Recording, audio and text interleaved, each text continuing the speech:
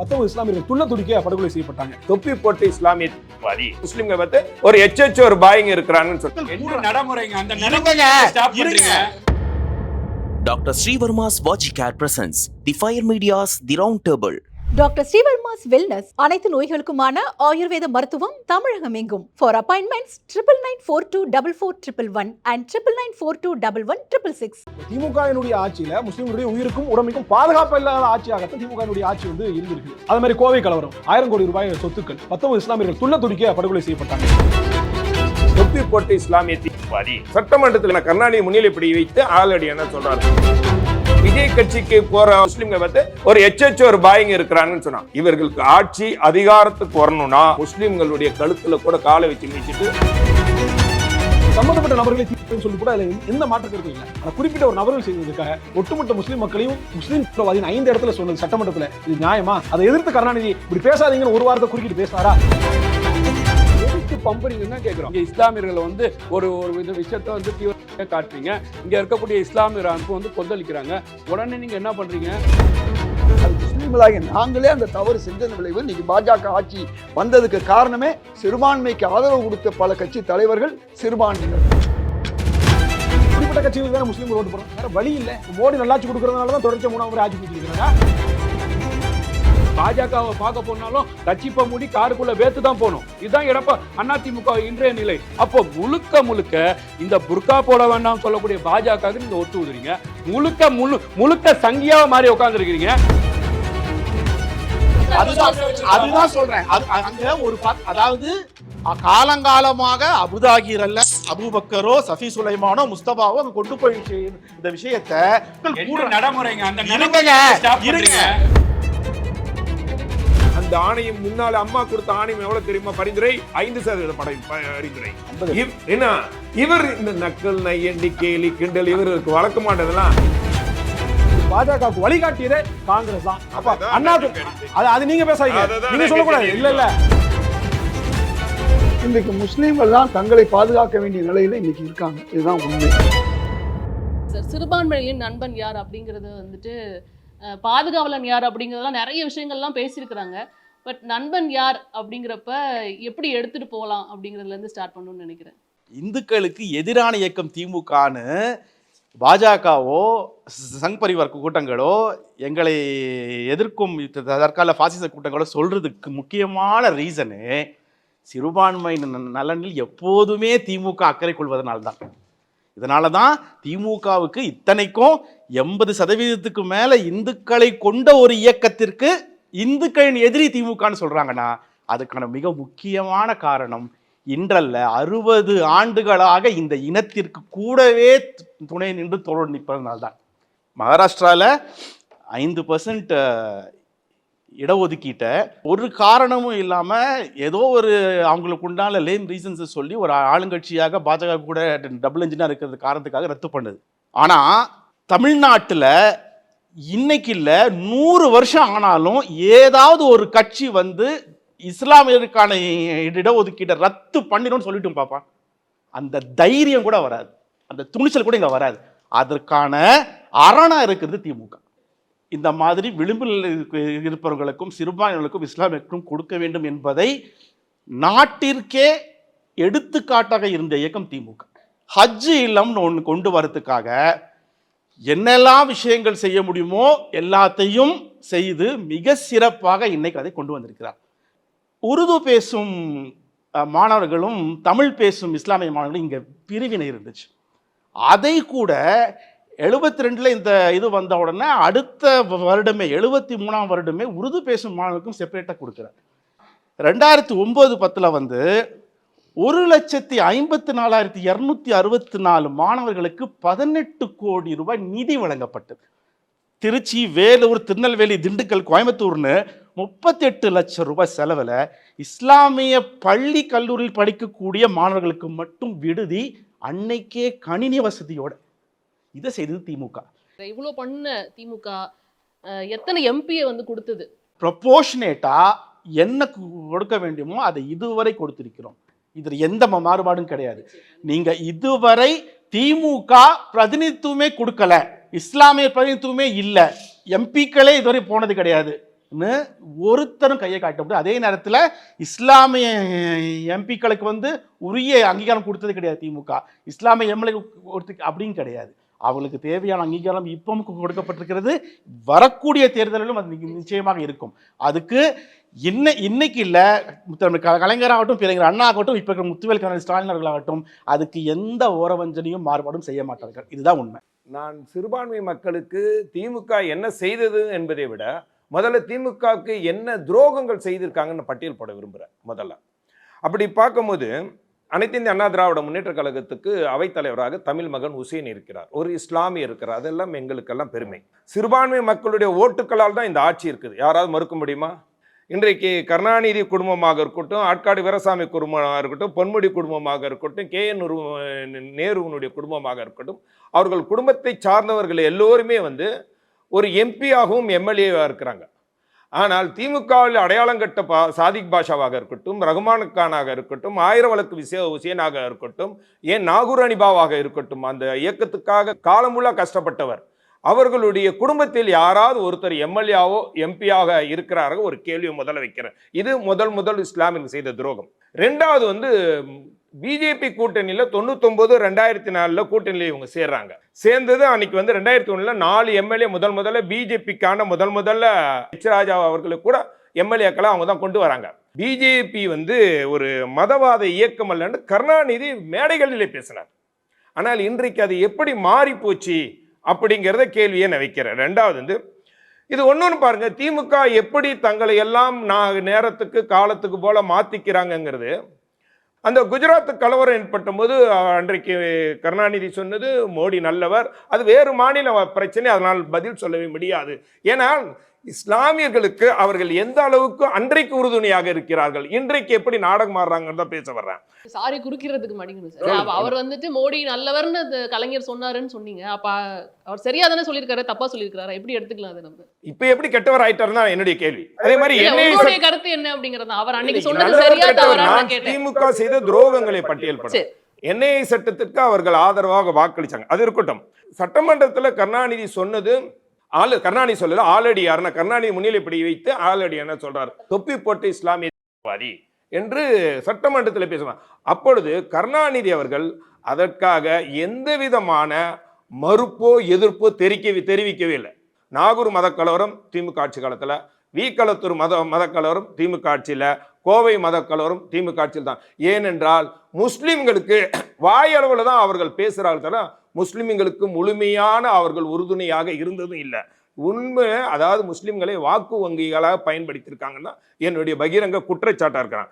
இங்கே ஒரு திமுகவினுடைய பேச்சாளர் சிவாஜி கிருஷ்ணமூர்த்தி என்பவர் முஸ்லிம்களை பார்த்து எச்எஸ்ஓரு என்று சொன்னார்.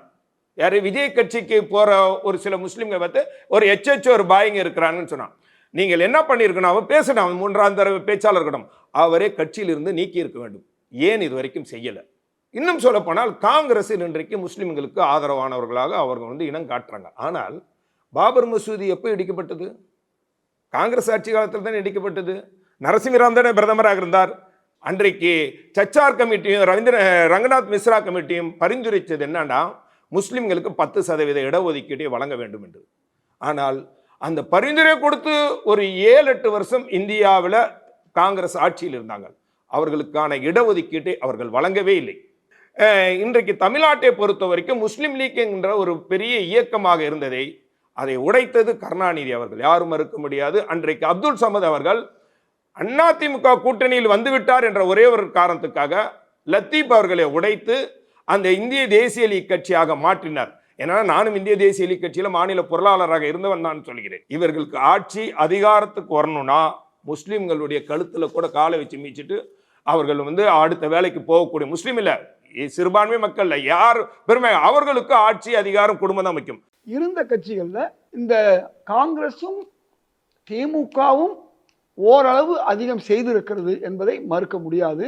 இன்றைக்கு முஸ்லீம்கள் தான் தங்களை பாதுகாக்க வேண்டிய நிலையில இன்னைக்கு இருக்காங்க, இதுதான் உண்மை. முஸ்லீம்களுக்கான ஏதோ இடஒதுக்கீடு பறிக்கப்பட்டது. சுதந்திர இந்தியாவில் இருந்த இடஒதுக்கீட்டை செண்பகம் துரைராஜன் என்ற ஒரு பெண் உச்சநீதிமன்றம் சென்று உச்ச நீதிமன்றத்தின் மூலமாக முஸ்லிம்களுக்கு இருந்த தனி இடஒதுக்கீட்டை நீக்கினார்கள். உடனடியாக பண்டித ஜவஹர்லால் நேருவிடம் அன்னைக்கு இருந்த காமராஜர், அவருக்கு ஆலோசனையாக தந்தை பெரியார் சொல்லி இன்றைக்கு 27 விழுக்காட்டு என்று சொல்ல ஓபிசிக்குள்ள ஒரு சட்டத்தை திருத்தி, இந்தியாவுடைய முதல் சட்ட திருத்தமே என்ன சட்ட திருத்தம் என்று சொன்னால் இந்த இடஒதுக்கீடு சட்ட திருத்தம். அதனால் அன்றிலிருந்து இன்று வரை அந்த 24க்குள் முஸ்லீம்கள் இருக்கிறார்கள், தனி ஒதுக்கீடு இல்லை. இப்போது கூட நடந்த முஸ்லீம் லீக் மாநாட்டில் 5 அறிவிப்பு முஸ்லீம்களுக்கு வந்து என்ன செஞ்சாருன்னா முதலமைச்சர் அறிவிச்சார். அந்த அறிவிப்புகள் எல்லாமே ஒரு என்ன சொல்றது, ஒரு 3ஆம் தர 4ஆம் தர ஒரு அறிவிப்பு தான். முதல்ல பிரதானப்படுத்தி செய்ய வேண்டியது அப்படின்றது வந்து முஸ்லீம் மக்களுடைய இடஒதுக்கீடு 3.5% கொடுத்ததுக்காக சபி சுலைமான் சொன்னார். ஆமா, கருணாநிதி அவர்கள் கொடுத்தாங்க. ஏன் இவ்வளவு தாமதமாக கொடுத்தீங்க? 1967 ஆட்சிக்கு வந்தீங்க. அன்றைக்கு அண்ணாதுரை காகிதம் இல்லத்துக்கு வாக்குறுதி கொடுத்தார். நாத்திகரையும் ஒன்றாக கூட்டணி வைத்து ராஜாஜியோடலாம் பொருந்தி காகிதம் இல்லத்து கூட்டணி வந்ததுக்கு அடிப்படையான காரணம் இந்த இடஒதுக்கீடு. அப்ப 67 ஆட்சிக்கு வந்த அண்ணா 2 ஆண்டுகள் மறைஞ்சிடறாரு. அதுக்கு பிறகு திமுக வந்துச்சு, அதிமுக வந்துச்சு, திமுக 50 ஆண்டுகள் கழித்து 2006 தானே கொடுத்தீங்க. இன்றைக்கும் கேரளால முஸ்லிம்கள் கல்வியிலையும் வேலை வாய்ப்பிலையும் பொருளாதாரத்திலையும் மேம்பட்டு இருக்கிறாங்க, படித்தவர்களாக அரசு ஊழியர்களாக இருக்கிறாங்க. அப்படின்னா 50 வருஷமா அந்த இடஒதுக்கீடு அங்கே செயல்பாட்டில் இருந்தது காரணம். அது கோயால இருந்து பல பேர் வந்து அங்கே செயல்படுத்தினாங்க. ஆனால் தமிழ்நாட்டில் என்ன நிலைமை? 2006க்கு பிறகாக இதற்கு கோயம்புத்தூர் கலவரத்திலிருந்து அத்தனையும் நடந்ததுக்கு பிறகாக இதை கொடுக்கவில்லை என்றால் முஸ்லிம்களுடைய வாக்களை தக்க வைக்க முடியாத நிலைமைக்கு வந்ததுக்கு பிறகாகத்தான் கருணாநிதி அவர்களை வந்து செயல்படுத்துறாங்க. இப்போ அதே 3.5 நிற்கிறீங்க. இன்னைக்கு 21 ஆண்டுகளை கடந்து வந்துட்டோம் இல்லையா? அப்போ போன தேர்தல் அப்ப முஸ்லீம் லீக்கினுடைய மாநாட்டில் 2021 முதலமைச்சர் கொடுத்த வாக்குறுதி இருக்குது. 3.5 நாங்கள் வந்து 5% மாற்றுவதற்கான தீர்மானம் நாங்கள் வந்து போட்டிருக்கிறோம். அப்பாவி இஸ்லாமிய சிறைவாசிகளை விடுதலை செய்வதற்கான தீர்மானத்தை போட்டிருக்கிறோம். இதெல்லாம் நிறைவேற்றுறதுக்கு ஒரு நல்ல மாற்றத்தை தரணும்னு சொல்லிட்டு வாக்குறுதி கொடுத்து கேட்டாங்க. இந்த 5 ஆண்டுகள் ஆயிடுச்சுல, இந்த 3.5 மாத்துறதுக்கு என்ன ஒரு முன்னெடுப்படுத்திருக்கிறீங்க? அப்ப இப்படியான மோசடிகளை திமுக வந்து இப்போ திமுகவினுடைய ஆட்சியில முஸ்லிம்களுடைய உயிருக்கும் உடமைக்கும் பாதுகாப்பு இல்லாத ஆட்சியாகத்தான் திமுகவினுடைய ஆட்சி வந்து இருந்திருக்குது. அது மாதிரி கோவை கலவரம் மறக்கவே முடியாத ஒரு சம்பவம். 1000 கோடி ரூபாய் சொத்துக்கள் 19 இஸ்லாமியர்கள் துள்ள துடிக்க படுகொலை செய்யப்பட்டாங்க. இதில் சொல்லும்போது கூட அண்ணனே வந்து எனக்கு பாயிண்ட் சொன்னாங்க, சட்டமன்றத்தில் வந்து தீவிரவாதின்னு சொன்னாங்க. என் கையில் வந்து சட்டமன்ற குறிப்பே இருக்குது, நான் தர்றேன். 1999 மார்ச் 23 அன்னைக்கு சட்டத்துறை அமைச்சராக இருந்த ஆளுடைய அருணா அவர்கள் வந்து அதில் வந்து சொன்னாங்க, கிட்டத்தட்ட 5 இடத்துல இப்போ குறிப்பிட்ட நபர்கள் முஸ்லீம் சமூகத்தை சேர்ந்தவர்கள் அந்த செயலை வந்து செஞ்சாங்க. அதில் மாற்று கருத்தில் அவங்களால எந்த பதிவும் இல்லை. அந்த சம்பந்தப்பட்ட நபர்களை சொல்லி போட்டு அதில் எந்த மாற்று கருத்தும் இல்லை. ஆனால் குறிப்பிட்ட ஒரு நபர்கள் செய்ததுக்காக ஒட்டுமொத்த முஸ்லீம் மக்களையும் முஸ்லீம் 5 இடத்துல சொன்னது சட்டமன்றத்தில், இது நியாயமா?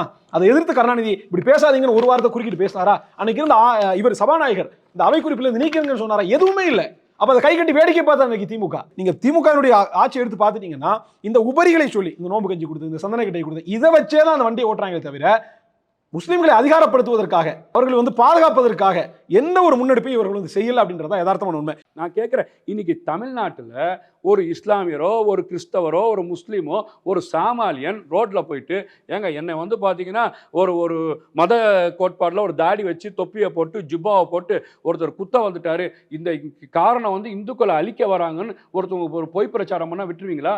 மதுரை ஆதீனம் தமிழ்நாட்டோட திருச்சி நெடுஞ்சாலையில் காரை வச்சு என்ன ஒருத்தர் தாடி போட்டு ஜிப்பா வச்சு தொப்பி போட்டு உன்னை கொல்ல முயற்சிட்டாருன்னு மத கலவரத்தை தூண்டும் இடத்துல நீங்கள் வந்து பார்த்தீங்கன்னா சாமாலியா முஸ்தபா இருந்தா, அபுதாயரா இருந்தா, ஜவஹர்லா இருந்தா ஐபிசி பாஞ்சிருக்காதா?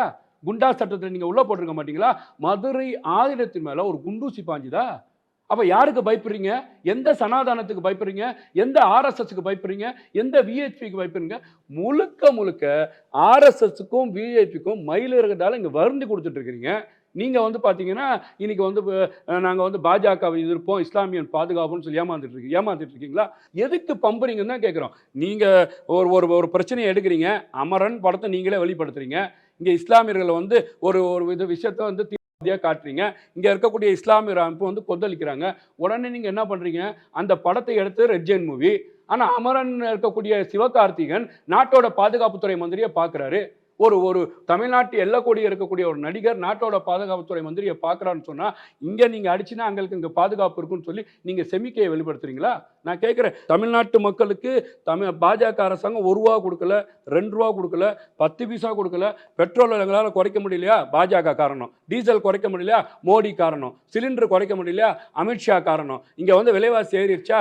அதுக்கும் பார்த்தீங்கன்னா ஆர்எஸ்எஸ் காரணம்னு பேசுகிறவங்க நீங்கள் ஏன் பொருளாதாரத்துக்கு ஓடுறீங்க? ஏன் 10 ரூபா பாட்டில் பிரச்சனைன்னு ஓடுறீங்க? அப்போ உங்களுக்கு ஒரு பிரச்சனைனா போய் நிற்கிறீங்க. தமிழ்நாட்டு மக்களுக்கு ஒரு பிரச்சனைனா பாஜக தான் காரணம்னு சொல்றது உங்களுக்குள்ள என்ன உறவு, என்ன அண்டர்ஸ்டாண்டிங்கில் நீங்கள் வந்து இங்கே வந்து பார்த்தீங்கன்னா ஆட்சியை நடத்திட்டு இருக்கீங்க? நாகூர் அனிப்பா உங்களுக்காக ஊரா பாடினாப்புல இன்னைக்கு திமுக வளர்த்தார்ல, நாகூர் அனிப்பாவோட குடும்பம் எங்க? என்ன நீங்கள் அங்கீகாரம் கொடுத்தீங்க? முழுக்க முழுக்க நீங்க தேர்தல் வாக்குறுதியை படிப்படியாக சொல்லி கொடுத்துட்டு இந்த இஸ்லாமிய மக்களை தொடர்ச்சியாக திமுக அரசாங்கம் ஏமாத்து கொண்டிருப்பது பார்க்குறாங்க.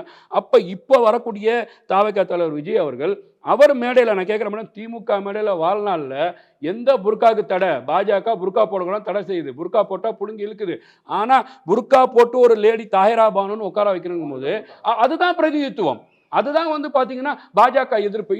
இந்த இடத்துல திமுக அரசாங்கம் உள்ளே இருக்கக்கூடிய இஸ்லாமியர்களுக்கு ஒண்ணுமே செய்யல. இது ஏமாத்து அரசியலா போயிட்டு இருக்குது பார்க்கணும். கண்ணுக்கு முன்னால பாபர் மசூதியை இடிச்ச பாஜகவை நல்லவங்களாக்கி, ஆர்எஸ்எஸ் நல்லவங்களாக்கி, எங்கேயோ இருந்த டெல்லியில இருந்த நரசிம்மராவ் மேல குற்றம் சொன்னதன் விளைவு என்னாச்சு தெரியுமா? உங்க ஆட்சி காலத்துல அது இல்லையா? ஆட்சி காலத்துல நடத்தினது யாரு? எங்கேயோ டெல்லி கண்ட்ரோல்ல தானே எல்லா மாநிலங்களும் இருக்கு. சுப்ரீம் கோர்ட்டு உத்தரவு, அந்த உத்தரவை மீறி நாங்கள் எதுவும் செய்ய மாட்டோம்னு வாக்குறுதி பிஜேபி அரசு. மாநில அரசு யாரு? யோசிக்கணும். இதெல்லாம் மக்களுக்கு தெரியாம இல்லை. ஒரு விஷயத்தை உண்மையை புரிந்து கொள்ளுங்க, அது முஸ்லீம்களாகிய நாங்களே அந்த தவறு செஞ்சதன் விளைவு. இன்னைக்கு பாஜக ஆட்சி வந்ததுக்கு காரணமே சிறுபான்மைக்கு ஆதரவு கொடுத்த பல கட்சி தலைவர்கள் சிறுபான்மையினர். எங்களால தான் இன்னைக்கு பாஜக வந்திருக்கு. எங்களுக்கு எதிராக அவங்க நடத்திக்கிட்டு இருக்காங்க, எல்லா வகையான எதிர் தாக்குதல் நடத்திக்கிட்டு இருக்காங்க. கோவை கலவரத்தில் ஈடுபட்டவர்களுக்காக இதுவரையும் ஒருவரையும் விடுதலை செய்யவில்லை என்பது உண்மை. அவர் தம்பி அபுபக்கரும் தெரிஞ்சுக்கணும். அது அவர்களுக்கு பரோலை இன்னும் பரோலை கண்டினியூ பண்ணலைங்கிறது உண்மை. ரெண்டாவது, மூணாவது ஏதோ 3.5% இடஒதுக்கீடு என்பது திமுக கொடுத்தது என்பது ஒரு மாயை கட்டமைக்கிறது. பொய்யிலும் பொய்யும் மகா பொய்யும்பாங்களா? நீங்க பேசுறது, நீங்க கோரிக்கை வச்சதெல்லாம் எனக்கு தெரியும். அதற்கு முன்பாகவே அப்துல் லத்தீப் அவர்கள், நான் அப்துல் லத்தீப் கட்சியினுடைய மாநில பொருளாளராக இருந்த பொழுது அப்துல் லத்தீப் அவர்கள் சட்டமன்றத்திலே பல முறை கருணாநிதியிடம் அவர்கள் கோரிக்கை வைத்தார். அண்ணே, எங்களுக்காக 1% இடஒதுக்கீடாவது கொடுங்கண்ணே. ஒவ்வொரு முறையும் கோரிக்கை வைப்பார். அவர் கருணாநிதி சொன்னது அன்ற காலகட்டத்தில் சொன்னார், அது சாத்தியமில்லாத விஷயம், அதை மீண்டும் மீண்டும் பேசி என்னுடைய கோபத்துக்கு ஆளாவது அப்துல் லத்தீப் அவர்களே அப்படின்னு சொன்னார். கருணாநிதி இருக்கிற வரைக்கும் இஸ்லாமியர்களுக்கு இடஒதுக்கீடே கிடையாது என்று உறுதிபட சொல்லிவிட்டு அந்த கூட்டணியில் இருந்து விலகி நீண்ட காலமாக இருந்தவர். கூட்டணியில் அதிமுக புரட்சி தலைவி அம்மா அவர்களை சந்தித்து அந்த கூட்டணிக்கு மாறி அதன் பிறகு வாணியம்பாடி தொகுதியிலே போட்டியிட்டு அதிமுக சார்பிலே வெற்றி பெற்று அவர்களை துணை சபாநாயகராக்கினார் அம்மா அவர்கள். ஏனென்றால் சொன்னா அப்பொழுதுதான் கோரிக்கை வைத்தார், அம்மா நீங்க தான் அந்த இடஒதுக்கீடை கொடுக்க வேண்டும், உங்களால் தான் முடியும் என்று சொல்லும்போது அதற்காக நான் ஆணையத்தை அமைத்து தருகிறேன் என்று முதலில் இடஒதுக்கீட்டுக்காக ஆணையத்தை அமைத்து அம்மா சொன்னார்கள். நான் ஆட்சிக்கு வந்ததற்கு பிறகு நான் இங்கு ஆணையம் எதற்கு தமிழ்நாட்டில் அமைக்கப்படுதுன்னு எல்லாத்துக்கும் தெரிஞ்ச விஷயம். மேடம், அந்த ஆணையம் தான் அஸ்திவாரம், அடித்தளமே. அதற்கு பிறகுதான் அம்மா அமைத்ததற்கு பிறகுதான் அதற்கு பிறகு 2006 திமுக ஆட்சி வந்தாங்க. ஆனால் திமுக ஆட்சிக்கு வந்ததற்கு பிறகு வேறு வழி இல்லாமல் 2 வருடம் கோப்பிடப்பட்டாங்க. நான் மறுக்கவில்லை, அவர் ஒரு இலக்கிய விழாவில் அவர் கோரிக்கை வைத்தார், அதை ஏற்றுக்கொண்டார் என்பது மறுக்கவில்லை. ஆனால் முதல் ஆனால் அதற்கு பிறகு மனிதநேய மக்கள் கட்சி, தமாமுக போன்ற கட்சிகள் எல்லாம் நீங்க அம்மா ஆணையத்தை அமைச்சிட்டாங்க, இதை செய்யணும்னு பிரஷர் கொடுக்கும் போதுதான் அதற்காக கருணாநிதி அவர்கள் மீண்டும் ஒரு ஆணையத்தை அமைக்கிறார். அந்த ஆணையம் முன்னால அம்மா கொடுத்த ஆணையம் எவ்வளவு தெரியுமா? பரிந்துரை 5% பரிந்துரை. என்ன இவர் இந்த நக்கல் நையண்டி கேலி கிண்டல் இவர்களுக்கு வழக்கமாட்டதெல்லாம் இதுதான் இவர்களுடைய நோக்கமா இருந்தால் இல்லை. ஆனா அதற்கு பிறகு இவர்கள் கொடுத்த ஆணையம் 3.5%, கிறிஸ்தவர்களுக்கு 3.5. ஏன்னா அவர்களுக்கு வரலாறு தெரியாது. வரலாறு ஒண்ணுமே, இஸ்லாமிய வரலாறு. நான் சிறு வயதிலிருந்து 10 வயசுலேருந்து இஸ்லாமிய இயக்கங்களில் நான் இருந்து வந்தவனால இஸ்லாமியர்களுடைய வரலாறு எனக்கு தெரியும். சிறுபான்மைன்ற இந்த சொல்ல நீங்க அரசியல் மேடைகளை ஏதோ திரும்ப திரும்ப பயன்படுத்தி நாங்கள் தான் பாதுகாப்புன்னு சொல்லி அந்த மக்களை ஒரு உளவியல் சிக்கலுக்குள்ள தள்ளுறீங்கன்றதான் எங்களோட அடிப்படையான குற்றச்சாட்டு. இந்தியாவினுடைய சாயல் அப்படின்றது மதச்சார்பற்ற சாயல், வேற்றுமையில் ஒற்றுமை என்ற இந்தியாவுடைய சாயல். இந்தியாவுடைய சாயலை தடுத்தது பாஜக, அதற்கு துணை போனது காங்கிரஸ்ன்றதான் எங்களுடைய வாதமே. ஏன் மத்திய ரிசர்வ் ஃபோர்ஸ் உங்ககிட்ட இல்லையா? பாராமிலிட்டரி இல்லையா? உங்கள்கிட்ட விமானப்படை இல்லையா? அவங்க என்ன ஏவுகணை வச்சு இடிச்சாங்களா? இல்ல ராக்கெட் போட்டு எடுத்தாங்களா? இல்ல பாம்பு வச்சு இடிச்சாங்களா? நீங்க லா அண்ட் ஆர்டர் இஷ்யூ நிர்பந்தத்தின் அடிப்படையில் நீங்க என்ன முடிவு எடுக்கலாம். ஏன்னா லா அண்ட் ஆர்டர் இஷ்யூக்கு சுப்ரீம் கோர்ட் பொறுப்பே இருக்காது. நீங்க சுப்ரீம் கோர்ட் அடுத்த அட்ஜுடிகேஷன்ல பாத்துக்கலாம். அதனால தயவு செய்து சப்பை கட்ட வேண்டாம். அதுக்கு துணை போனது காங்கிரஸ். நான் உண்மையிலும் சொன்னேன், 49 நடந்த நிகழ்வுகளை சொன்னேன், 86 ராஜீவ்காந்தி நிகழ்வுகளை சொன்னேன், அதுக்கப்புறம் 92 நரசிம்மராவ் வாக்குறுதி கொடுத்தார்ல, இந்த இடத்துல பள்ளிவாசல் கெடுத்துருவோன்னு. ஏன் கட்டி கொடுக்கல? அழகிரி சொன்னார்ல. ராகுல் காந்தி, பிரியங்கா காந்தி என்ன சொன்னாங்க? இந்த ராமர் கோயில் அடிக்கல் நாட்டும் போது திறப்புலாவினப்ப இந்தியாவுடைய கலாச்சாரம் பண்பாடு சார்ந்ததுன்னு சொன்னாங்களா இல்லையா? கால 49 நேரு காலம் தொடங்கி பிரியங்கா காந்தி ராகுல் காந்திக்கு வரைக்கும் இவங்க பாபர் மசூதிக்கு துரோகம் தான் செஞ்சிருக்காங்க. காலமும் அந்த இடம் சுப்ரீம் கோர்ட்ல இருந்ததுன்னு ஞாபகம் அந்த டைம் முடிஞ்சிட்டோம். மாநில உரிமைகளை பறிச்சதிலிருந்து, மாநில ஆட்சியை கலைச்சதிலிருந்து, எமர்ஜென்சியை கொண்டு வந்ததிலிருந்து அத்தனை விஷயங்களையும் பாஜகவுக்கு கோடு போட்டு கொடுத்து பாஜகவுக்கு வழிகாட்டியதே காங்கிரஸ் தான். இது பாஜக இன்றைக்கு வந்து இவ்வளவுக்கு மூர்க்கமா இருக்கிறதுக்கு காரணமே காங்கிரசுடைய சகிக்க முடியாத ஊழல், லஞ்சம், இந்த இத்தனை கட்சிகளுக்கும் மாற்றமா இருக்கிற நாம் தமிழர் கட்சி பாஜகவை போய் ஆதரிக்கிறது ஒரு அந்த கேள்வி போன அடிக்கடி நான் சொல்றேன். பம்பாயினுடைய பஞ்சாயத்து போர்டு தேர்தல், அங்க தாராவியை பிரதிநிதிப்படுத்தி சியான் கோலிவார் அந்த வார்டுல தமிழ்ச்செல்வன், கேப்டன் தமிழ்ச்செல்வன் ஒரு தமிழர் நிக்கிறார். இங்க இருக்கிற மாதிரி பிற மொழியாளர்கள் எல்லாம் அங்க வந்து கட்சி ஆரம்பிக்க முடியாது. அங்க இருக்கக்கூடிய கட்சிகளை பயணிச்சா மட்டும்தான் ஒரு சில பிரதிநிதித்துவம் அங்க கிடைக்கும். அப்ப அங்க இருக்கக்கூடிய தமிழருக்கு பிரதிநிதித்துவம் கொடுக்குற அடிப்படையில தமிழ்ச்செல்வனை அங்க வந்து ஆதரிச்சாங்க. அந்த தமிழ்ச்செல்வனை கூட்டு வந்து தான் மும்பை பகுத்தறிவாளர் சங்கம் நடத்தின அந்த மாநாட்டில் திருமாவளவன் கலந்துக்கிட்டாங்க, தீகாவுடைய அருள்மொழி கலந்துக்கிட்டாங்க. அப்ப அதெல்லாம் பாஜகவுடைய ஆதரவு வராதா? அப்போ ஒரு தமிழ்ச்செல்வனை ஒரு பஞ்சாயத்து போர்டுல தேர்தல் ஆதரிச்சாங்கன்றதுக்காக பாஜக ஆதரவு சொல்றீங்களே. நான் சொல்ல முடிச்சறேன், இருங்க நீங்க இருங்க நான் சொல்லிடுறேன் நீங்க பேசும்போது நான் கூட்டத்துல தம்பி அவர் உட்கார்ந்த மேடையில எல்லாரும் இருந்தாங்களே, சிவசேனாவில தாமரை சின்னத்துல இருந்து எல்லாரும் இருந்தாங்களே. நீங்க அப்படியே மாத்திட்டு போறீங்களே. அவர் மேடையில எல்லாரும் இருந்தாங்க. நான் சொல்றேன், கண்டிப்பா உங்களுக்கு நான் டைம் தரேன். அப்ப நீங்க பேசுங்க. ஒரே பல வேட்பாளர்கள் கண்டிப்பா அந்த கேள்வி வைக்கிறேன். நீங்க பாஜக கூட்டணியில் இருக்கிற ஐயா நீங்க பேசலாமா? இருங்க கொஞ்சம் இருங்க. உங்க நேரத்துல நான் குறுக்கல இல்ல, உங்க நேரத்துல நான் அவரோட நேரம் இது.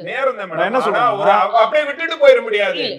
பதில் சொல்றதுக்கு இங்க காத்துட்டு இருக்காங்க, அடுத்து பேரை காத்துட்டு இருக்காங்க. கேப்டன் தமிழ்ச்செல்வன் பாஜகவுடைய வேட்பாளர்ன்றதுல எந்த மாற்று கருத்தும் இல்ல. அதுல பாஜகவுடைய பரப்புரை பண்ணாதல எந்த மாற்று கருத்து இல்ல. இப்ப தமிழ்ச்செல்வனை ஆதரிச்சதுனால சீமான் பாஜகவுடைய ஆளு, பாஜகவுடைய பி டீம் அப்படின்னா தொடர்ச்சியான பாஜக ஆதரவு எங்க கொடுத்துருக்கோம்? எந்த இடத்துல பாஜக நாங்க எதிர்க்காம இருந்திருக்கிறோம்? இப்ப வரைக்கும் பாஜக கொண்டு வந்து ஒரு சட்டத்தை சீமான் ஆதரிச்சிட்டாரு, நாம் தமிழுக்கு ஆதரிச்சிட்டாங்க. இல்ல பாஜக வந்து எதிர்க்காம இருக்காங்க, ஒரு சட்டத்தை காமிக்க முடியுமா? அப்படி எதுவுமே கிடையாது. அப்படி பார்த்தா ஒரு கேப்டன் தமிழ்ச்செல்வன் ஆதரிச்சதுக்காக அவருடைய பாஜக பி டீம்னா பேராசிரியர் ஜவாஹர்லால் ஆதரிச்சாரு. அப்போ மனிதநேய மக்கள் கட்சியுடைய பி டீமா? காங்கிரஸுக்கு எதிராக எத்தனையோ வேட்பாளர்களை ஆதரிச்சாரு, மதிமுகவுக்கு எதிராக பரப்புரை செஞ்சாரு, சிபிஐக்கு ஆதரவாக பரப்புரை செஞ்சாரு. அப்ப அதெல்லாம் அவங்களுடைய பாஜக கம்யூனிஸ்டினுடைய பி டீமா? அப்போ தேர்தல் அடிப்படையில், நிர்பந்தத்தின் அடிப்படையில் சில எதிரிகளை வீழ்த்துவதற்காக அன்றைக்கு எடுக்கக்கூடிய ஒரு கோட்பாடு அது. அது நீங்க பேசாதீங்க, நீங்க சொல்லக்கூடாது. இல்ல நீங்க மாநில உரிமைகள்ல இருந்து அத்தனை அடகு வச்சீங்க. சிஏல இருந்து அத்தனை விஷயங்களையும் நீங்க வந்து பாஜக கிட்ட அடகு வச்சீங்க. நீங்க பாஜகவோட கூட்டணி வைக்க மாட்டீங்க. எஸ்டிபிஐ கட்சியினுடைய மாநாட்டுல உங்க கழக பொதுச் செயலாளர் என்ன சொன்னாரு? வாக்குறுதி கொடுத்தாருல. அப்ப என்னன்னா நேத்து ஒரு பேச்சு, இன்னைக்கு ஒரு பேச்சு, அதுதான் சந்தர்ப்பம்ங்கிற. அது அப்போ திமுகவா இருக்கட்டும், அதிமுகவா இருக்கட்டும், அத்துணையும் தர்க்க நியாயம் உண்டு. எங்களுக்கு தர்க்க நியாயம் உண்டு. இல்ல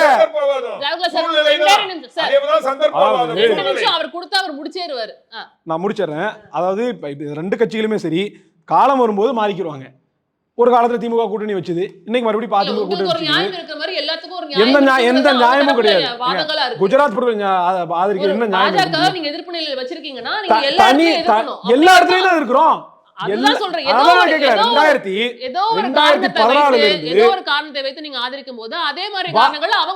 பாஜக ஆதரிக்கணும் அப்படின்னா 2014 அதுக்கப்புறம் ஆதரிச்சிருக்கணும், 2019 ஆதரிச்சிருக்கணும், 21 ஆதரிச்சிருக்கணும். எங்க ஆதரிச்சிருக்கணும் பாஜக? அப்ப ஆம்பூர்ல வியாபாரிகள் இந்த ட்ரக் பெடலர்ஸ் வந்து காட்டி கொடுத்தார் அப்படின்ற ஒரே காரணத்திற்காக வசீம் அக்ரம்ன்ற ஒருத்தர் வந்து படுகொலை செய்யப்பட்டார். திருநெல்வேலியில ஜாபர் சாதிக் ஒப்புச்சத்துக்கு எதிராக தொடர்ச்சியாக மனு கொடுத்து பேசி போராடுறதுக்காக அவர் வந்து படுகொலை செய்யப்பட்டார். புதுக்கோட்டையில ஜவஹர் அலி கனிமவள கொள்ளைக்கு எதிராக போராடினார், பேசினார் என்பதற்காக என்ன பண்றார் அப்படின்னா லாரி ஏற்றி படுகொலை செய்யப்பட்டார். இப்படி பல விஷயங்களை பட்டியலிட்டே போக முடியும். ஹிதாயத்துல்லா அவர்கள் சொன்னபோது கூட சொன்னாங்க, இப்படிப்பட்ட கட்சிகளுக்கு தானே முஸ்லீம்கள் ஓட்டு போறாங்க, வேற வழி இல்லை. மக்கள் பிரதிநிதித்துவ சட்டத்தின்படி மத வழிபாட்டு தலங்களை ஒரு தேர்தல் பரப்புரைக்காக பயன்படுத்தக்கூடாது. ஆனா அதை கூட செய்யறாங்க. அப்ப எப்படி இருக்கும் போதுனா சரி, ஒரு நம்பிக்கையான மக்கள் சொல்றாங்க, ஒரு இயக்கத்தினுடைய தலைவர் சொல்றாங்கன்றப்ப மக்கள் அதை நம்பி ஏமாந்து வாக்களிக்கிறாங்க. அப்ப அப்படி பார்த்துட்டோம்னா மோடி நல்லாட்சி கொடுக்கறதுனால தான் தொடர்ச்சி 3ஆம் முறை ஆட்சி பிடிச்சிருக்கிறாரா? அப்ப தொடர்ந்து ஒருத்தர் ஆட்சி அமைக்கிறாரு, ஒருத்தர் வந்து மக்கள் வாக்கு செலுத்துறான்றதுக்காக அந்த ஆட்சி நல்லாட்சி இல்லை. ஆட்சியில் நீங்க என்ன செஞ்சிருக்கீங்க, என்ன நீங்க வந்து மக்களுக்காக செயல்படுத்திருக்கீங்க அப்படின்றத பொறுத்து தான் அது ஆட்சியினுடைய மதிப்பீடு இருக்க முடியுமே தவிர ஓட்டு போடுறதுக்காக மக்கள் இல்லை. ஒரே வரிமா தம்பி அபுபக்கர் நிறைய விஷயங்களை சொன்னாரு. எவ்வளவு சொன்னாலும் கூட எப்ப சகோதரர் கிறிஸ்தவர்களையும் முஸ்லீம்களையும் சாத்தானின் குழந்தைகள்னு ஒரு தலைவர் சொன்னாரோ இருந்து அன்னைக்கு எதிரான ஒரு நிலை இல்ல. நீங்க சொன்னீங்கன்னா நான் அதுக்கு நான் மதிப்பு கொடுக்குறேன். அந்த ஸ்டேட்மெண்ட்டுக்கு அப்புறம் கூட பத்திரிகையாளர்கள் கேட்கும்போது அதுக்கு வந்து பதிவு சொல்லிட்டாங்க. அதாவது இருங்க இல்ல நீங்க குறுக்கிட்டே இருந்தீங்க, நான் பதில் சொல்ல முடியாது. பதில் சொல்றேன் நான் ஒரு இல்லங்க என் கருத்துல பதில் சொல்றேன்.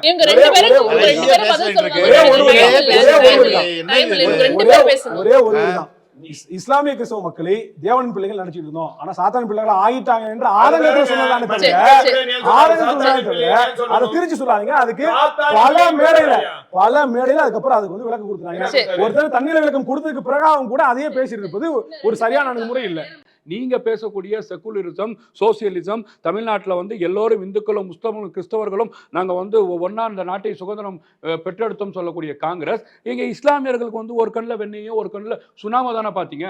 அப்போ இப்போ பாஜகவோட செயலில் கடந்த காலத்தில் இருந்து காங்கிரஸ் அதனால தான் இந்த நிலை, இந்த சாபத்தில் தான் காங்கிரஸ் இந்த இந்தியாவில் வந்து இந்த மாதிரி வந்து கழுது தெரிஞ்சு கட்டாரமாக மாறிக்கொண்டு இருக்கின்றது என்பது இந்த இடத்துல நான் பதிவு செய்கிறேன். இன்னொன்று நீங்கள் நாம் தமிழர் இயக்கம் வந்து பார்த்தீங்கன்னா இஸ்லாமியர்கள் பிள்ளையை வந்து சாத்தான் அப்படின்னு சொன்னாலும் நீங்க ஆர்எஸோட சித்தாந்தம் என்னன்னு கேட்டீங்கன்னா, இந்த நாட்டில் வந்து பாத்தீங்கன்னா இஸ்லாமியர்கள் வாழலாம், கிறிஸ்தவர்கள் வாழலாம், பௌத்தர்கள் வாழலாம், ஆனா வந்து ராமரை வழிபாடா இருக்கணும், அதான் அவங்களோட கொள்கை, அவங்களோட பைலா.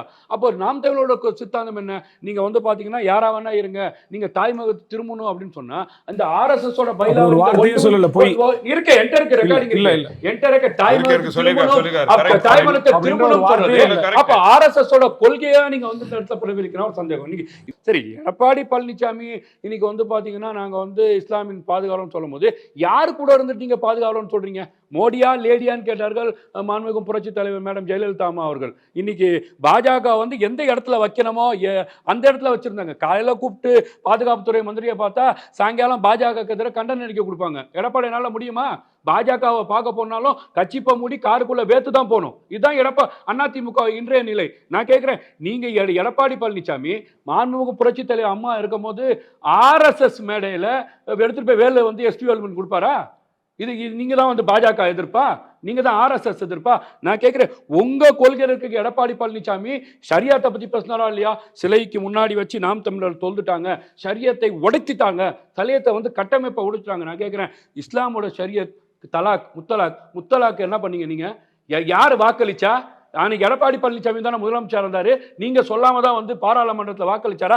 அன்வர் ராஜா சாபத்தை அந்த இடத்துல வந்து வெளிப்படுத்தினாரா இல்லையா?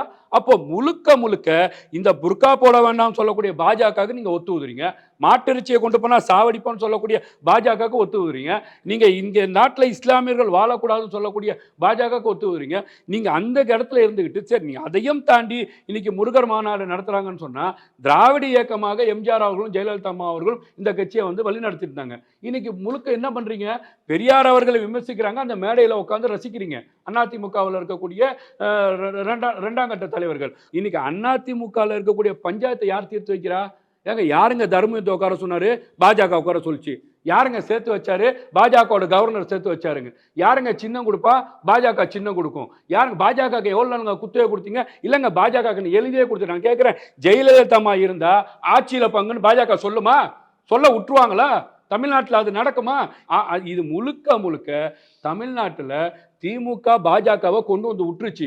இன்னைக்கு பாஜக தமிழ்நாட்டில் கலகங்கள் இல்லாத தமிழகம் என்ற ஒரு தாரக மந்திரத்தை வச்சிட்டு இருக்கிறாங்க. அந்த தாரக மந்திரத்தை எடப்பாடி பழனிசாமி இன்னைக்கு 80% சக்சஸ் பண்ணி கொடுத்துருக்காரு. அப்ப பாஜக கூடியே இருந்துட்டு பாஜகவை பத்தி நாங்க எதிர்த்துறோம்னு சொல்லக்கூடியதுக்கு எடப்பாடி பழனிசாமிக்கு தகுதி கிடையாது. இங்க இருக்கக்கூடிய இங்க தமிழ்நாட்டில் ஆட்சியை நடத்திக்கிட்டு பாஜகவுக்கு ஒத்து ஊதிக்கிட்டு பாஜகவை பார்த்து பயந்து பம்பிக்கிட்டு எதையுமே பாஜகவை எதிர்த்து கேள்வி கேட்காத ஸ்டாலின் அவர்களுக்கும் இந்த இடத்துல தம்பி ஒரே ஒரு கேள்விதான். விஜய் வந்து இது வரைக்கும் பிஜேபி பத்தி எதிர்த்து என்ன பேசிருக்காரு? ஒரே ஒரு சொல்லுங்க, என்ன பேசி இன்னைக்கு எஸ்ஐஆர்ல என்னன்னு தெரியாது. இவருக்கு என்னன்னு தெரியும். எடப்பாடிக்கு வந்து பாத்தீங்கன்னா சேக்குலார் யாருன்னு கம்பராயணம் எழுதினர் வந்து பாத்தீங்கன்னா சேக்குலாரா யாருக்கு? ஐயோ மறந்து சொல்லிட்டாங்க ஜவஹர்லின்னு சொல்லுவார். இப்ப போய் கேளுங்க எடப்பாடி பழனிசாமி, ஐயோ நான் மறந்து சொல்லிட்டேன் ஜவஹர்லி தான். நீங்க வந்து தொல்காப்பியத்தை யார் எழுதுன்னு கேளுங்க, இல்லங்க எனக்கு வந்து பாத்தீங்கன்னா இஸ்லாமியர் ஓட்டு போடணும் காகிதம் இல்லதுன்னு சொல்லுவார். ஏங்க என்ன தரத்துல இருக்காரு எடப்பாடி பழனிசாமி? உங்களுக்கு அரசியல் தெரியுமா? தூத்துக்குடி துப்பாக்கிய 13 பேரை காக்கா சுடுற மாதிரி சுட்டு கொன்னீங்க. நான் வந்து டிவியில பார்த்தேன்னு தெரிஞ்சுக்கிட்ட ஒரு தலைவர் தான் எடப்பாடி பழனிசாமியா? எஸ்பி சேகர் வீட்டுக்கு பால் பாக்கெட் எடுத்துட்டு போய் கொடுத்தீங்க. நீங்க தான் அதிமுக தலைவரா? நான் கேட்கிறேன், குருமூர்த்தி காதுல கேட்க முடியாது, உங்களை ஆம்பளையான்னு கேட்டாரு. ஜெயலலிதா அம்மா கேட்டிருக்குமா? நீங்க தான் வந்து பாத்தீங்கன்னா அதிமுக தலைமையில இருக்கிறீங்களா? நீங்க பேசுறீங்களா RSS இருக்கா? நீங்க பேசுறீங்களா? முழுக்க சங்கியாவ மாதிரி உட்கார்ந்து இருக்கிறீங்க அதிமுக அலுவலகத்துல இருந்து அங்க இருக்கக்கூடிய துணை முதலமைச்சர் இன்னைக்கு வெளியில இருக்கக்கூடிய OPS அவர்கள் நான் பாஜக இல்லன்னு அறிக்கை விடுறாரு. இதோட கேவலம் வேற என்ன வச்சிருக்க அந்த நாட்டுல? அப்போ முழுக்க அதிமுகவும் திமுகவும் இந்த பாஜகவுக்கு பயந்துட்டு இருக்கு. நீங்க என்னதான் அடக்குனாலும் சரி, இன்னைக்கு தமிழ்நாட்டு மக்கள் இஸ்லாமியர் மக்களுக்கு வல்லது செல்லக்கூடிய இடத்துல விஜய் அவர்கள் இருக்கு. ஏன்னா எனக்கு SCR தான் சொல்ல வரேன் மேடம், SCRக்கு 20 லட்சம் பேருக்கு வாக்கு போயிருச்சு பீகார்ல. எங்க நாட்டோட முதலமைச்சர் குடுகுடுன்னு ஓடினார், எங்க வாக்கு போயிருச்சுங்க. நீங்க வந்து பாத்தீங்கன்னா ஓட்டு திருட்டு நடக்குதுன்னு. இன்னைக்கு தமிழ்நாட்டில் வந்து பாத்தீங்கன்னா 73 லட்சம் பேருக்கு வாக்கு போயிருக்கு. என்ன பண்ணீங்க? ஏன் பாஜகவுக்கு பயப்படுறீங்க? ஏன் RSSக்கு பயப்படுறீங்க? தன் மாநில சுயாட்சியில எங்க வந்து பாஜக அடிச்சாலும் வந்து முன்னாடி நிற்கக்கூடியவர் முத்துவேல் கருணாநிதி ஸ்டாலின் அவர்கள். மம்தாவை போட்டு அமலாக்க பிரிவு குத்துன்னு குத்துதே, ஏன் வாய் திறக்கல? நான் கேட்கிறேன், எந்த இடத்துல முதலமைச்சர் வாய் திறக்கணும், ஏன் திறக்காம இருக்கிறீங்க? அப்போ RSSக்கு இவங்க பம்பி பயம்பித்திருக்கிறாங்க. அவங்க RSS வந்து பாத்தீங்கன்னா கருப்பு வெள்ளை சிகப்புல காவிய ஊத்தி முழுகி இருக்கிறாங்க. இன்னைக்கு தமிழ்நாட்டில் இஸ்லாமின் பாதுகாவல தமிழக வெற்றிகளும் களத்தில் நிற்கிறாங்க.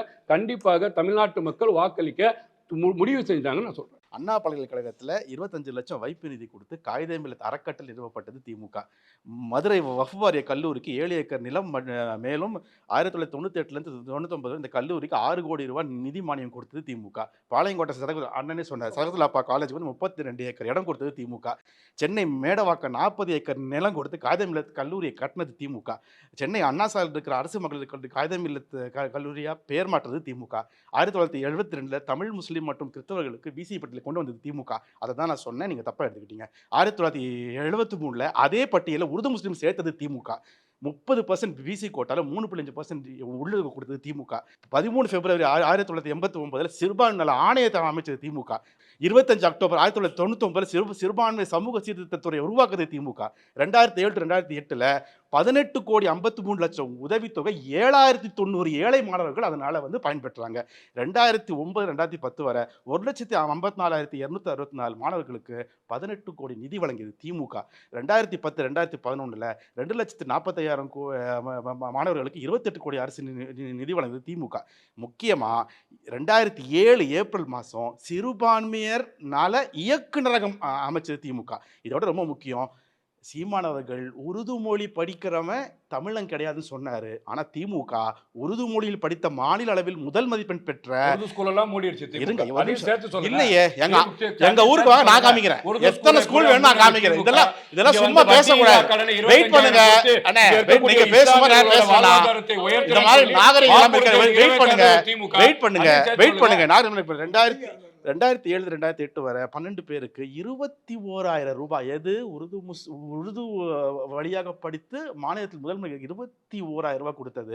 அதே மாதிரி 2008-2009 13,000 மாணவர்கள் கொடுத்துருக்காங்க. அது இப்பவும் நடைமுறையில் இருந்து கொண்டிருக்கிறது திமுக ஆட்சி வந்த பிறகு. நான் முதல் சுற்றிலே சொல்லிட்டேன், திருச்சி, வேலூர், திருநெல்வேலி, திண்டுக்கல், கோயம்புத்தூர் 38 லட்சம் ரூபாய் செலவில் இஸ்லாமிய பள்ளி மற்றும் கல்லூரி மாணவர்களுக்கான மட்டும் விடுதிகள் கணினி வசதியுடன் எப்போ 2008 டைம்லேயே ஹஜ் மானியம் 5 லட்சத்துல 7 லட்சமாக உயர்த்தி கொடுத்தது திமுக. ஹஜ் மானியத்தில் மட்டும் இல்லாமல் வக்ஃப் போர்டு நிதியை கொடுத்தது திமுக. உலமாக்களுக்கு ஓய்வூதியம் 400 500 ஆக்கியது திமுக. மீலாது நபி ஆல்ரெடி அண்ணன் சொல்லிட்டாரு, அதுவும் கொடுத்தது திமுக. எல்லாரும் சொன்னாங்க எங்க மாநாட்டில் வந்து தொழுகைக்கு இடம் இருக்குன்னு. எல்லா அரசு அலுவலகங்களிலும் தொழுகைக்கான இடத்தை கொடுத்தது திமுக. முக்கியமான மேட்டருக்கு வரேன், இதுதான் ரொம்ப முக்கியம்.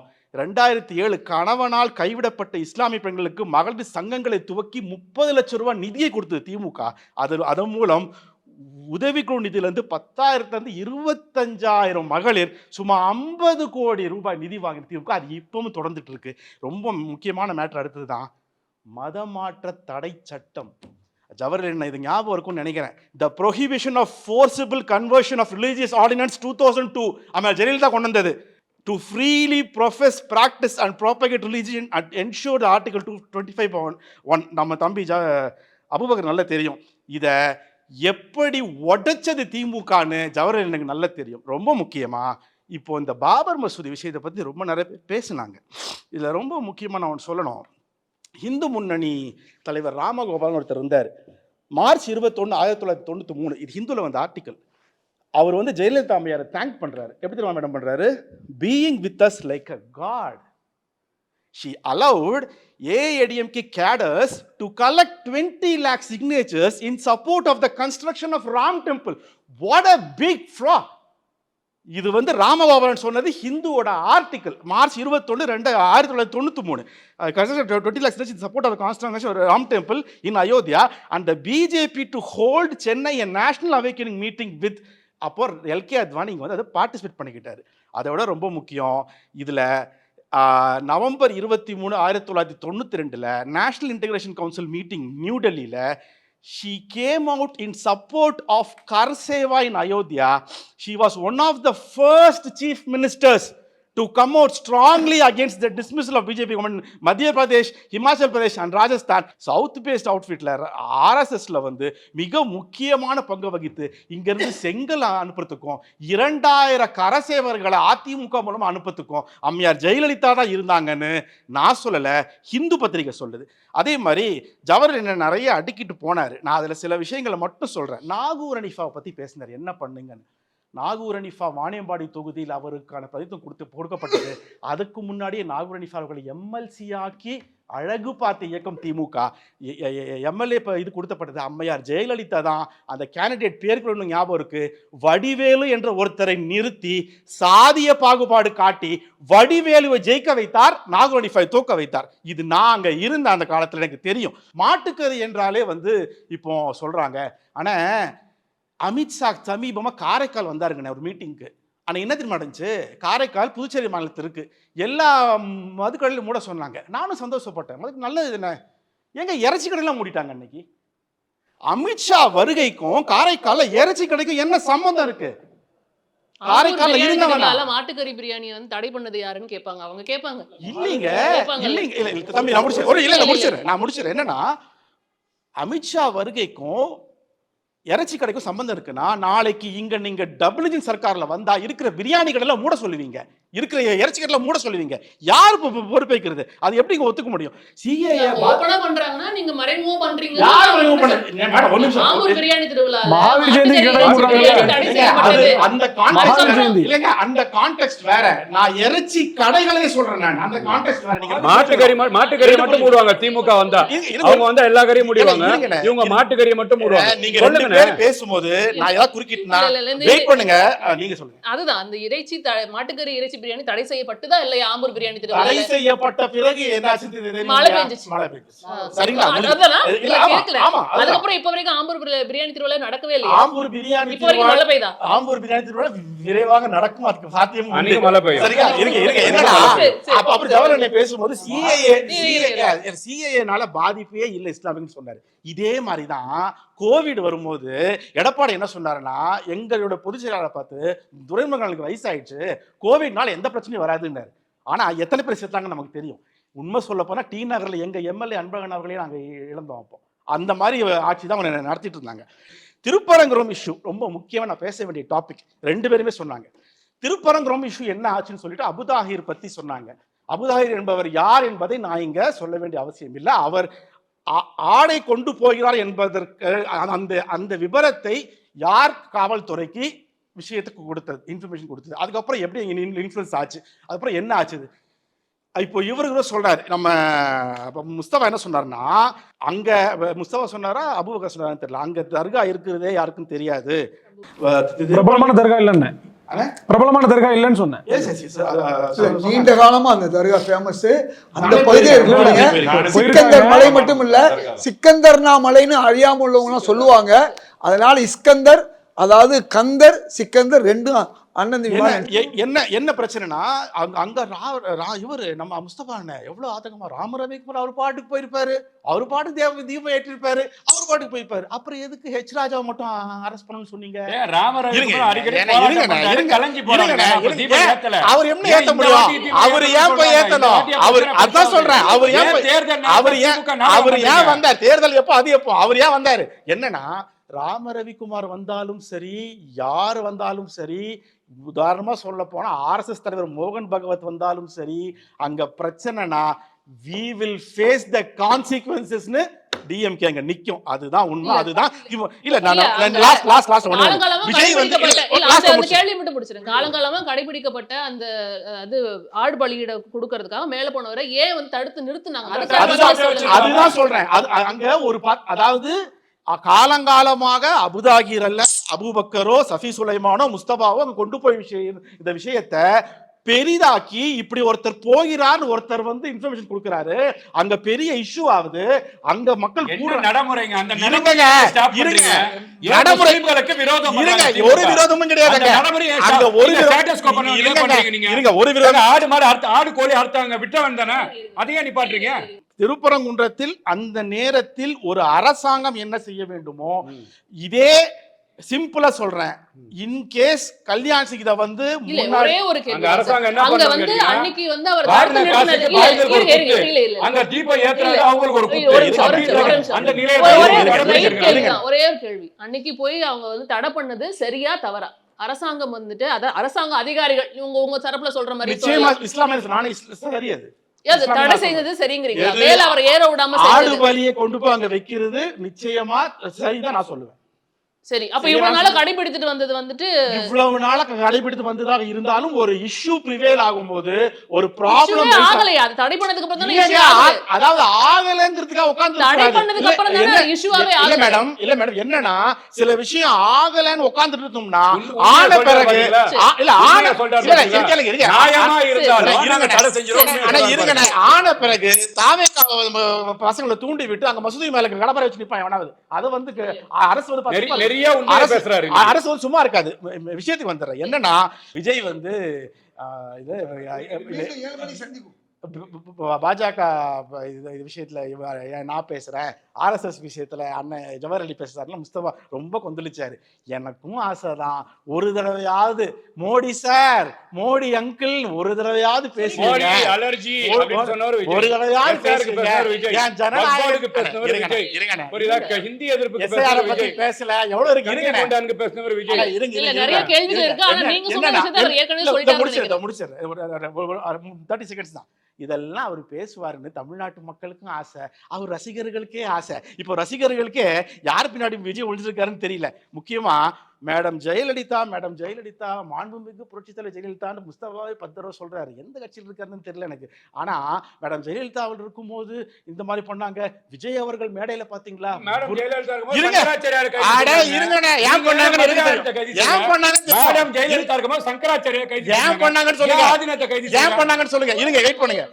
அது திமுக மேடையில புர்கா போட்டு யாராவது இருக்காங்களா? இது என்னுடைய அம்மா. இது இந்த போட்டோ எடுத்து கரெக்டா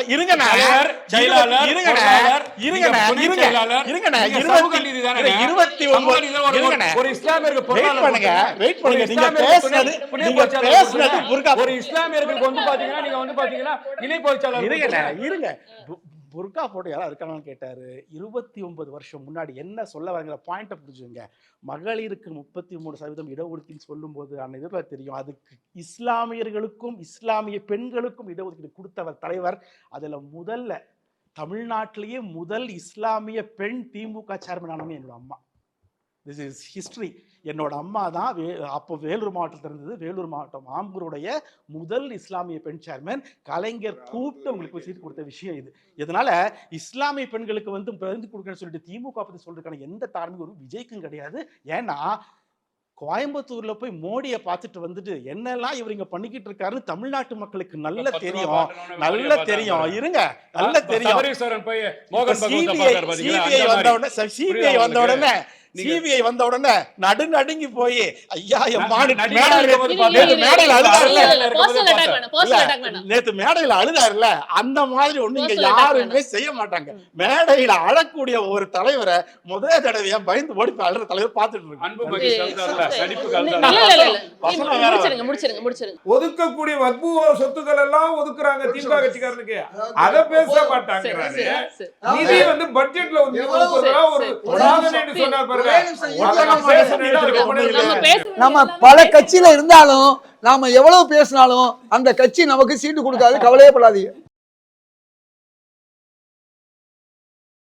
The Fire Media's The Round Table. Title sponsor Dr. Srivarma's Vajicare for Men's Wellness. Doctor Srivarma's wellness அனைத்து நோய்களுக்குமான ஆயுர்வேத மருத்துவம் தமிழகம் எங்கும். For appointments 9994244111 and 9994211166.